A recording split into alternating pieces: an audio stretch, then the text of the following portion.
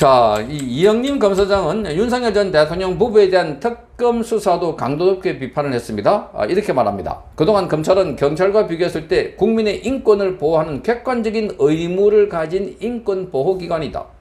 자, 그런데 현재 전 대통령 부부를 겨냥해서 만든 특검 수사는 그동안 검찰이 부여잡은 존재의의로서의 마지막 자존감마저 내려놓게 하고 있다. 이렇게 말했습니다. 자, 전 대통령 부부, 윤석열 전 대통령 부부를 말하고 있습니다. 이 수사는 수사 상황과 피사실, 압수수색 결과 등이 특검에 의해서 여과 없이 언론에 마구 던져지고 있다. 이렇게 말했습니다. 헌법상 진술 거부권을 행사할 것이 뻔한 사건에서 굳이 피의자, 즉 윤석열 대통령을 언론에 노출시켜 망신을 주겠다는 목적이 아니라면 무리하게 구인장을 발부받아 집행하겠다고 나설 필요가 없다. 이렇게 말했습니다. 윤석열 대통령이 지금 구속되어 있는데 다시 구인하겠다고 하는 것, 이미 구인해가고 가도 윤석열 대통령은 진술 거부권을 행사하겠다고 하면 진술을 할 수 없는 데인데 그럼에도 불구하고 끌고 가겠다는 것은 바로 끌고 가는 그 모양을 보여줌으로 해서 자, 이 창피를 주고 모욕을 주기 위한 것이다. 이렇게 발언하는 걸로 해석이 됩니다.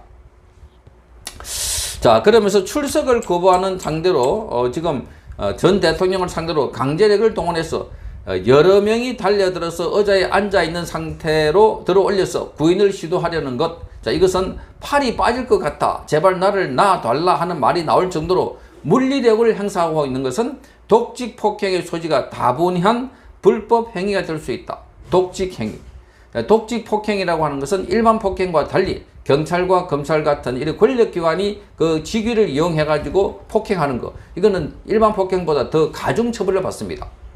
자, 그래서 일각에서는 마약 사범을 검거하는 과정에서 물리력 행사했다는 이유로 독직 폭행이라고 징계를 하고 있는데, 마약 사범을 검거하는 과정에서 물리력을 행사했다가 검찰이 독직 폭행이라고 징계를 받는데, 자, 특검의 수사 행태는 구금되어 있기 때문에 더욱더 취약한 상태에 있는 피의자를 상대로 한 것이니까 더 큰 비난을 받을 수밖에 없다. 자, 지금 윤석열 대통령이 구속되어 있는데 그 구속되어 있는 상태에서 강제로 끌어내리려고 하다가 팔이 빠진다. 자, 제발 놔달라. 이렇게 업소할 정도. 자, 이런 것 같으면 이게 바로 피의자를 얼마나 괴롭히고 있는 것을 잘 보여주는 대목이고, 이런 것들이 언론에 보도되게 함으로 해서 결국은 윤석열 대통령에 대한 모욕을 주기 위한 것 아닌가. 이런 해석이 됩니다. 제가 열심히 잘하고 있다면 구독을 눌러주셔요.